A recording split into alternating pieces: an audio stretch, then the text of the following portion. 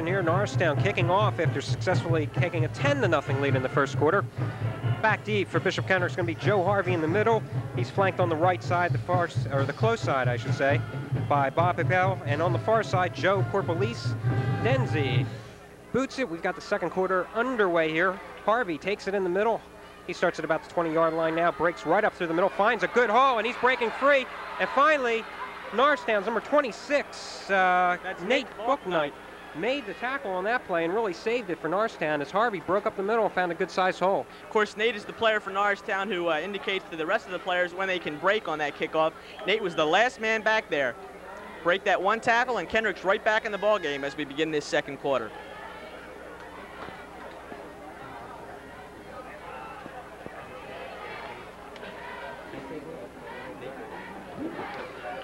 Vivian at quarterback once again for the Knights.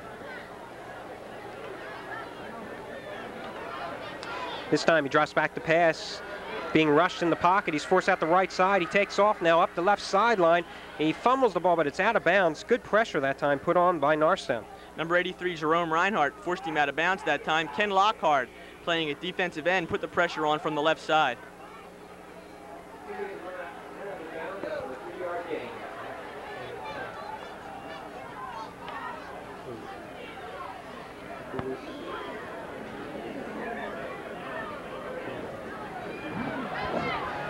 Second down, 10 to go here. For Kenrick, they trailed 10-0 in the opening minute of this second quarter. Now Rackett on an end around, or Vivian, handed off to Dave Sheldon, who came around from the left side, but he only gained about a yard on the play.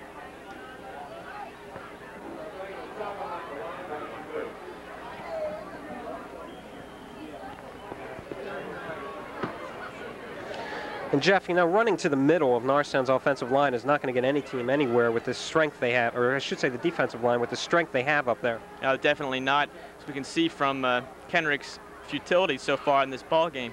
Another third down situation and a long. Vivian dropping back this time, sets up, goes right over the middle, and it's taken down by Kenrick. And finally, let's see, it was number 25, Mike Kelly, who pulled it down for Bishop Kenrick, and he's forced out on the left sideline. Well, Nate Balknight finally got the Kenrick receiver out of bounds that time. However, missing the tackle was number 5, Dave Elsier. Elsier could have had him stopped for a short of a first down, rather, but he missed that tackle, and Kenrick gets their first down of the ball game.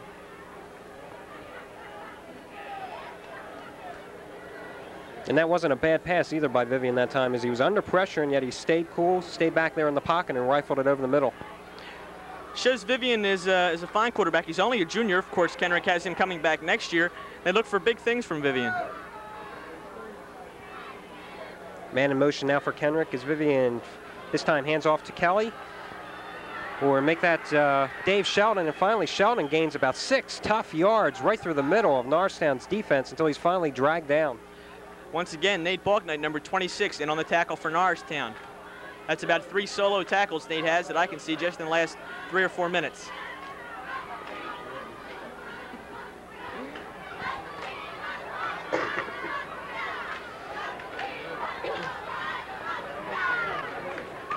So we've got 2nd and 4. 9 minutes to go here in this first half. Norristown leading 10-0. Vivian up over center now.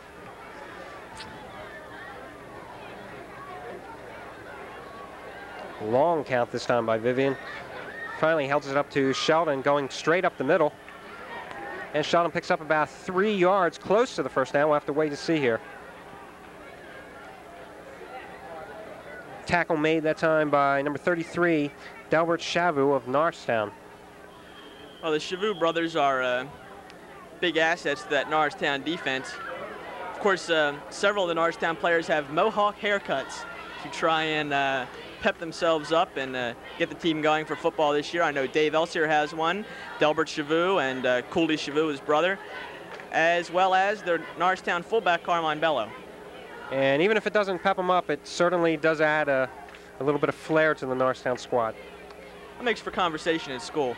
It looks strange, let's face it. But it's 10-0. We've third down, 1 yard to go here. Bishop Kenrick calling a timeout here. Big plate decision time here for the Knights.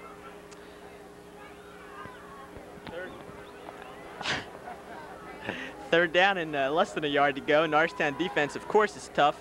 Bishop Kenrick doesn't want to ruin this opportunity. They're driving on the Norristown 26-yard line right now. Now, if I was the coach, I would call, and I can't wait to hear your opinion, I would call for Vivian to go right up the middle and taking the quarterback sneak. Well, Alan, that's why you're not the coach. I think they're going to go with Sheldon off the left side. Okay, we'll see. You're right. Sheldon goes right up the left side, and I think he gets the first down.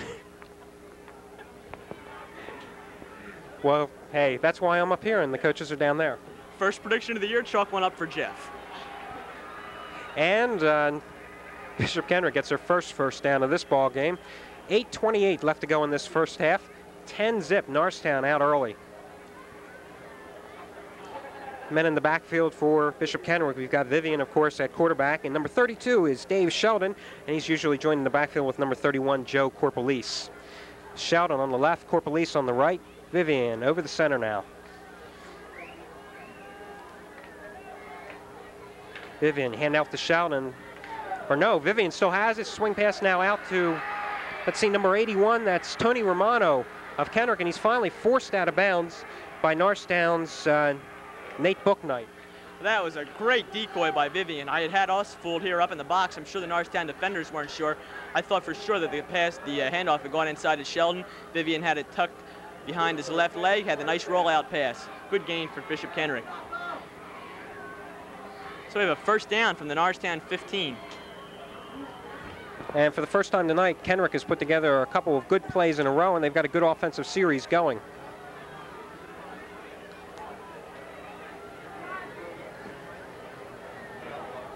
Romano in motion, coming to the right side now. Vivian hands off to Sheldon, who comes to the right side. Sheldon breaks one Norristown tackle, but he's finally taken down by Dave Elsey after picking up about 3 yards on the play. So make it third down, about 7 yards to go. I think the Norristown make that second down and about 7 to go. I think the Norristown defense is going to tighten up here.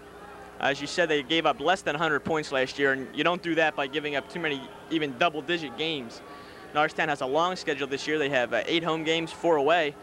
So if they can keep their opponents under 100 points, it'll be quite a feat.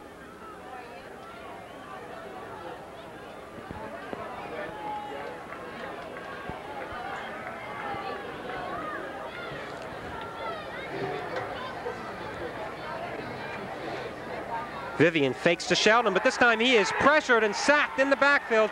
Taken down is going to be number 35, Ken Lockhart, was back there, and that time Vivian did not fool anybody with that same play they ran a couple plays ago.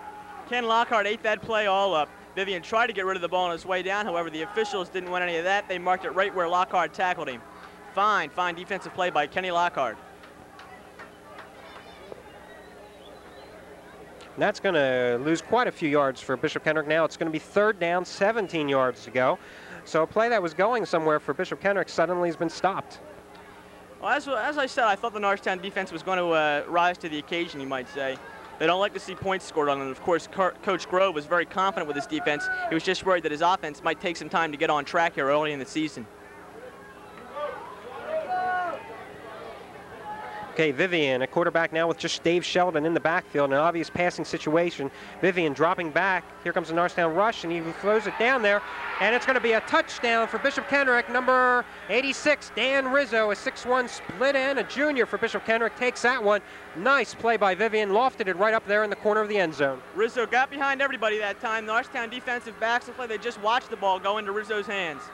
And Dan Rizzo, of course, is one of the better players returning for Bishop Kenrick from last year's squad. A lot of promise at the wide receiver spot. But the key that time for Bishop Kenrick, Norristown was not able to sustain any type of pass rush. Vivian had all the time he needed in the backfield. That was a fine play by the Bishop Kenrick line, and this could put Bishop Kenrick right where they need to be. They had to get on the board before the half, I'm certain, to be in this ball game.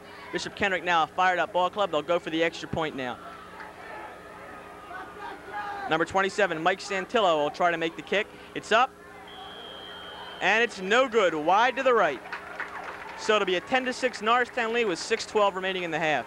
That time Santillo just hooked the ball. But you know, as we were saying earlier, this is very important because this Bishop Kenrick team coming out here, they're not going to lose their composure, and they're going to come out and they put together a good drive that time and got on the scoreboard, and that was so important, especially after the memories of last year's stunning 33-0 defeat. Well, nobody likes to be shut out, and I'm sure the veterans on that Bishop Kenrick team remember last year's game all too well. Fine play by Bishop Kenrick. They really sustained a good drive that time against an extremely tough Norristown defense.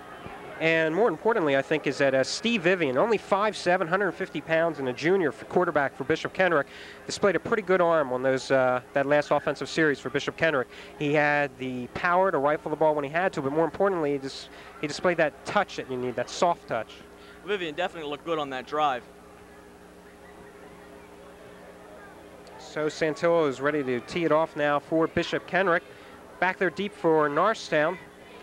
Let's see, who is that? That's going to be number 1, Tom Friday on the far side. And on the near side, it's going to be Wayne Denson. Also on that last drive for Bishop Kenrick, there was some excellent play calling. They mixed the plays up well with the options, the rollouts, running their ball up the middle when they had to. Of course, they don't get too much against Norristown doing that, but a good play selection to get Bishop Kenrick into the end zone.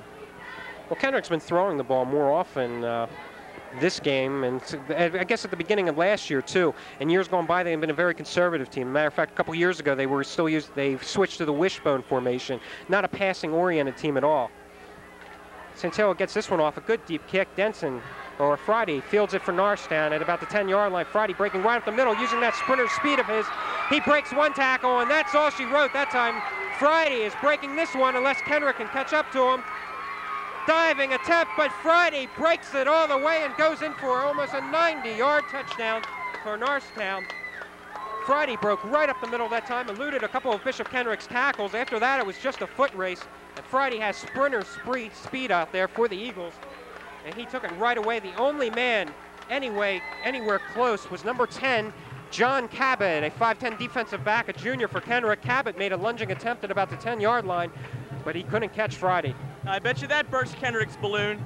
Kenrick had a fine drive, fine sustained drive, ate up about half of the second quarter, getting that ball into the end zone, and then Norristown takes the ball. 10 seconds, there's 6 more points in the lead, 16-6 Norristown. And it wasn't anything fancy on Friday's part either. What it was some good blocking that time by Norristown because they took out the Kenrick men, and Friday went right up the middle. There's the kick, Mike Denzi. And it's good. Mike Denzi is perfect in this game. He has 2 point-after touchdowns as well as a field goal. Denzi was a little bit off balance in that game against Plymouth Whitemarsh. He couldn't really connect, but he's been great so far. As you said, Alan, that was fantastic blocking on that run back. Norristown defenders really opened up a hole for Tom Friday. Friday broke a tackle about the 40-yard line, and he just kept on going. It was a foot race to the goal line, and he beat John Cabot in a last-ditch effort. So once again, Norristown will be kicking off. We've seen that a lot in this game. A lot of people were worrying about the speed that Norristown would have this year, especially with the graduation of such stars as Tyler Smith, who was one of the speediest guys on the team last year. But I'll tell you, Friday, along with Denson and a couple of other guys there, we have outstanding speed once again. There you see, of course, the Norristown mascot, the Eagle, on the sidelines for Norristown.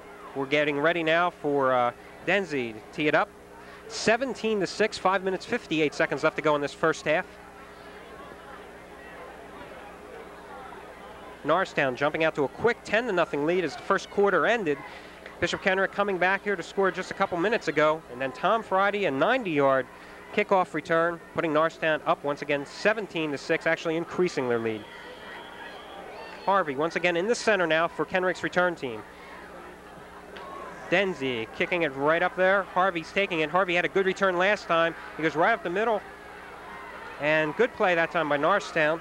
Let's see, number 53, John Brown, in there on the initial hit, taking Harvey down. Good play by John Brown that time on special teams. Mike Denzi's playing an inspired game. He's having great kickoffs. And, of course, he's perfect in the offensive category.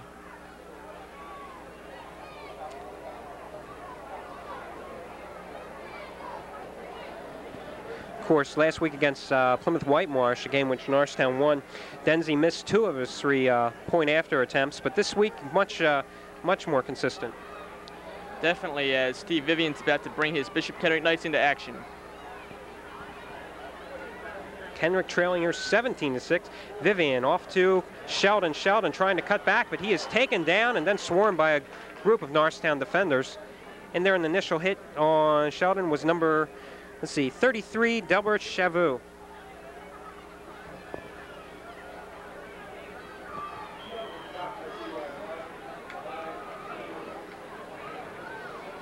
With a loss on the play, we'll have 2nd down and 12 to go.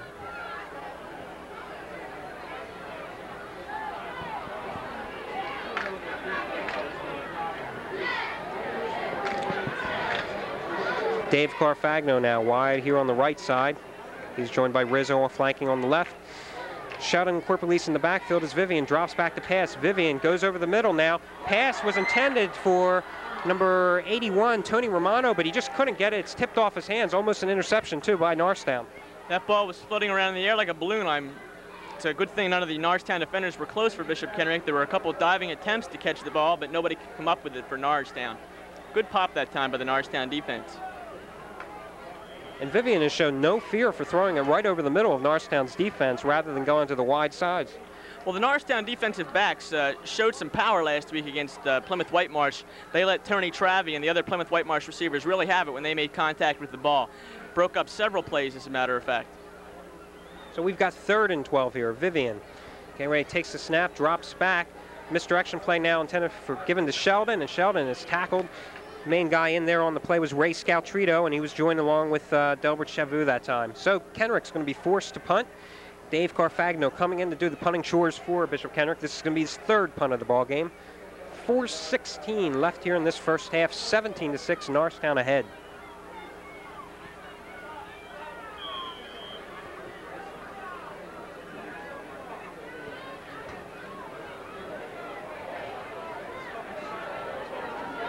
And the deep return man is going to be Nate Booknight once again for the Eagles. The man on the far side is going to be number 7, Ted Pasva. As Booknight is going to take this one. He fields it about the 38-yard line, pauses a second, waits to make his move, but it's too late, and we're going to have a penalty on the play. I think it's going to be a clipping foul violation on Kenrick that time as they caught Booknight from the rear. I think you may be right, Alan. Wait for the officials to see what they have to say. In any event, Norristown will take control in good field position with 3:37 remaining in the half. And the indication is clipping against Norristown. It must have been against that lone defender, that lone blocker for Nate Booknight. I'm not sure who that was. I think it was Ted Passer. Kind of surprised. I didn't see him commit any obvious violation, but I guess the refs saw it otherwise that time out. That's why they're the referees and we're up in the press box. Well, you don't give me a break around here, I'm telling you.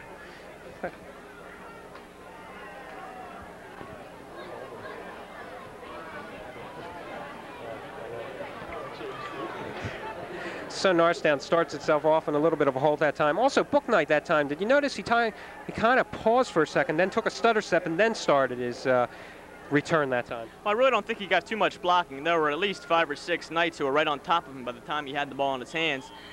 And, of course, the referees countermand what I said before, Norristown not starting with great field position. At their own 25-yard line, they'll take possession with Rich Melito at quarterback, Wayne Denson, and Carmine Bello in the backfield as Dave Elsier comes in motion. And handoff that time straight up the middle, and it goes to Carmen Bello. Bello is dragged down after only, or who was that Bello or Dave Elsier? No, that was Bello. He gained about 2-3 yards on the play, so make it 2nd down and, well, 7 to go here on.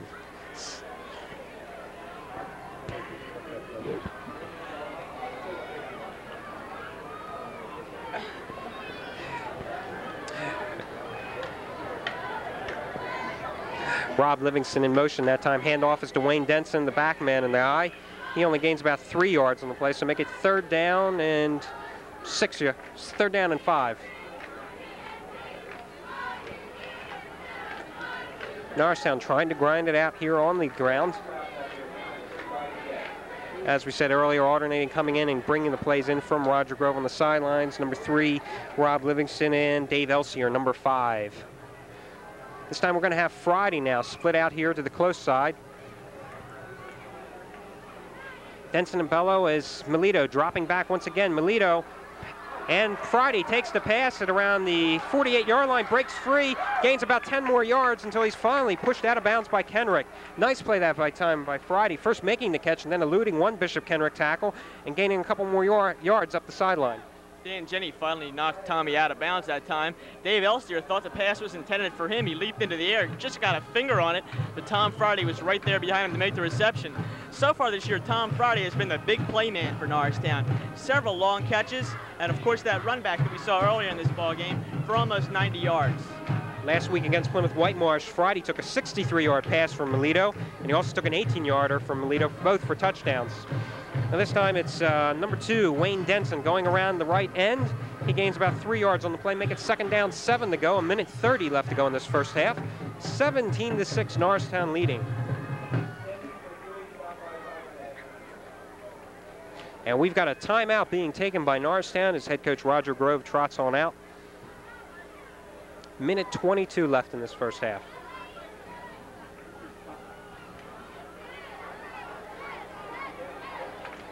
As we take a look at the crowd now, I'm very impressed with the turnout tonight for this ball game.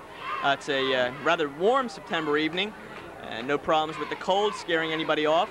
The Bishop Kenrick away fans this year have their side just about full, and Norristown with the home bleachers has a great turnout of their own.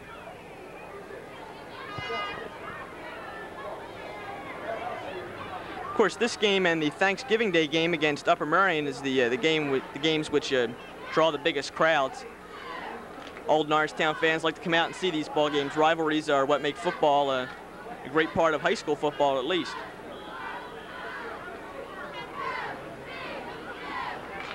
And of course, the Norristown Upper Merion game, which will be played on Thanksgiving right here at Roosevelt Field, will not be a league contest for the first time in goodness knows how many years because of the new Suburban 1 alignment. Play just about ready to resume now. Melito, screen pass intended, taken by Friday. Friday, nice move, breaks free, gets a nice block there, and he gets up to around the 25-yard line before he's taken down by number 51, Jeff Etzel of Bishop Kenrick. Tom Friday just about ran down his blocker that time, number 73, Joe Trump. Tommy has very, very quick feet. And we have another timeout, Norristown, with 1:12 remaining in the half.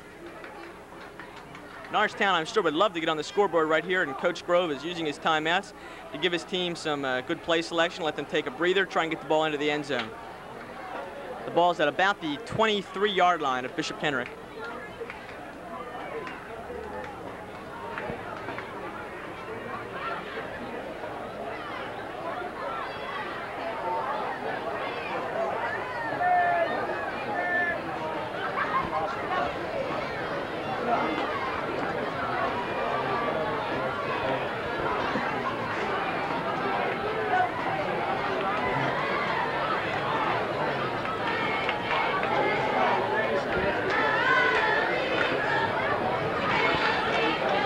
Watching the game from the sideline this evening is Joe Cintron, who was, of course, severely injured last winter. Joe was a star running back for Norristown and expected to be starting a lot this year. Joe, of course, is paralyzed and must remain in that wheelchair, but we hope he's enjoying the game tonight. Wayne Denson this time takes the handoff from Melito. He spins a couple times, breaks a couple tackles, and gains about 5 yards on the play. So make it, let's see, 2nd down, about 5 to go, less than a minute to go in this first half. Norristown scrambling here. No huddle as they're trying to save some time on the clock. Melito takes the snap, drops back to pass, looks to his right, finally lobs one up there intended for Tom Friday, and Friday is pushed, and no interference is being called on the play. The pass was overthrown over Friday, but it looked like defensive interference that time as one of the Kenrick defensive backs pushed Friday as he was lunging for the ball. But no call on the play, so we've got a stoppage of play here with 46 seconds left in the game. In the first half. Thank you. I think there was no call that time because the ball had already passed Tom Friday. It had already hit the ground, and Friday, of course, had no opportunity to catch the ball.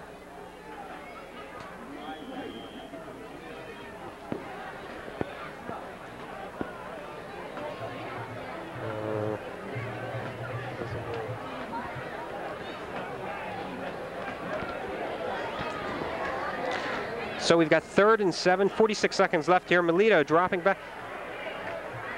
And the pass is Intercepted that time by Bishop Kenrick. Melito handed off to number 5. Who was that? Dave Elsier threw that pass, intercepted by Bishop Kenrick down around the 5-yard line. So Kenrick squelches any hopes for Norristown getting on the board again. Well, yeah, usually fairly conservative Norristown team went for the flea flicker that time, and of course it didn't work. So Bishop Kenrick, I think, will just try to ground out the clock here, being as they're on their 1-yard line. We'll have to march 99 yards in a matter of 37 seconds. I think they'll be happy just to take a 17-6 score into the locker room.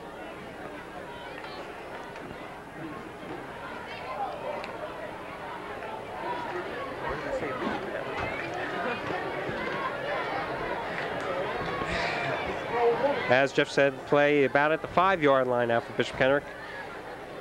And as Vivian just takes the handoff himself, plunges for a couple of yards here as time expires on the clock.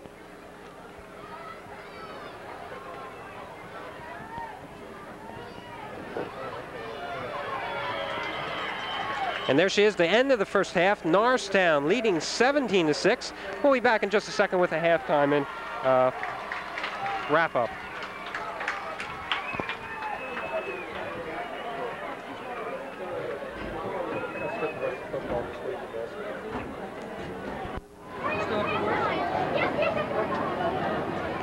Norristown has just taken a 17-6 lead into the locker room, and they looked extremely impressive here in the first half. The Norristown defense only had that one lapse, that good sustained drive by Bishop Kenrick. That's true, Jeff, but the key thing here, Norristown jumped out to a quick 10-0 lead. Mike Denzi kicking a field goal just as the first quarter ended. They went up 10-0, but the key thing here, Bishop Kenrick came on back. They didn't let them I guess really put them down too much. They regained their composure. They came out, as you said, they put together that nice drive, which culminated when Vivian faded back and hit Rizzo. Rizzo down in the left corner for Bishop Kenrick. But at the same time, Norristown came right back, and there's no quicker way to burst the opponent's team bubble, especially what happened here tonight when Tom Friday ran that kickoff back 90-some yards. And boy, Friday showed you. He has speed to burn. He just took off, and it was a foot race, and Friday had it won hands down. As we mentioned earlier, Friday's been really the big playmaker for Norristown. Rich Melito, a lefty, as you probably noticed on your screen, the quarterback, has been having a pretty good year so far. Norristown passed for some very creditable yardage in their first 2 contests. One contest and half of the second one. For Friday, that's his 3rd touchdown in just 2 games this far at this point in the season. But touching on the quarterbacks just for a second, both of them here tonight, Rich Melito and Steve Vivian, an unheralded quarterback at best, a junior for Bishop Kenrick, have both shown surprisingly nice touches on their throws and also the ability to throw over the middle, and they needed that extra speed to deliver the ball. Neither quarterback has been afraid to do that, and I think that's a very encouraging sign for both teams, because you can't just live by the running attack. Of course, tonight, Norristown has much better running attack. There's no doubt about it. Kenrick, if they're going to have to get back into this ball game, they're going to have to put the ball back in the air a lot more and also get that running attack going a little bit, so there's not going to be as much pressure coming through in the backfield going against Vivian. Well, that's definitely the way it's going to have to be. I'm sure that Coach Grove is going to let his team know he wants some pressure on Steve Vivian. Vivian's been showing a good arm, as you mentioned, Alan, and they really haven't been running the ball for any substantial yardage. However, Norristown, on the other hand, has had a great running attack, I think due in part to their fine offensive line. We weren't too sure about them at the beginning of the year, but they've really come on here in these first 2 ball games. And even without Jeff Reinhardt, the defensive line and the offensive line, as Reinhardt played both ways, they've been impressive tonight. And of course, if this game remains only 6 points for the Bishop Kenrick Knights, that'll be 2 consecutive games the Norristown defense has yielded just 6 points. That's right, Jeff. As you were saying, the defensive line for Norristown has done a superior job tonight. They've really contained the middle, and that's been the biggest reason Bishop Kenrick hasn't been able to get any type of running attack going here tonight. Another thing, the 2-pronged attack with Bello and Denson in the backfield has been very successful for Norristown. Using both of them this year, first time in quite a few years that I can remember that Norristown has actually utilized its fullback back there in the running attack, and it's so much better because Denson isn't the guy that everybody's keying on. As a matter of fact, in last week's game against PW, Denson was more or less a decoy, hardly touched the ball. Tonight, the running attack is being shared pretty well evenly by both players, and it's so much more effective. I think a lot of pressure was put on Wayne Denson last year to produce in the running game, even as a sophomore. Denson, of course, has great physical attributes, and he's a fine football player. But if we can just use Wayne Denson this year as even a second back, because they're running to primarily to Carmen Velos, getting the big yardage for Norristown. Defenses can't key on him, and we're going to have a much more balanced attack for Norristown, and the passing game is developing quite well. Right, the more successful the running game is going to be, all the more they're having much more time to get back there, open up the passing game, which is, I think, one of the things that Norristown hasn't had in quite a few years. As a matter of fact, 3 years since Steve Bono left this school. I don't think they've had a sustained passing attack throughout a season. And Coach Grove has shown the ability to finally come out and open things up offensively. He's getting with it more. They've always had a good defense. Offensively, they've been below a couple of the other teams in the divisions. Well, for the second half, Bishop Kenrick's going to really have to assert itself on offense and try to contain that blazing Norristown offense. Norristown just has to keep what it's been doing.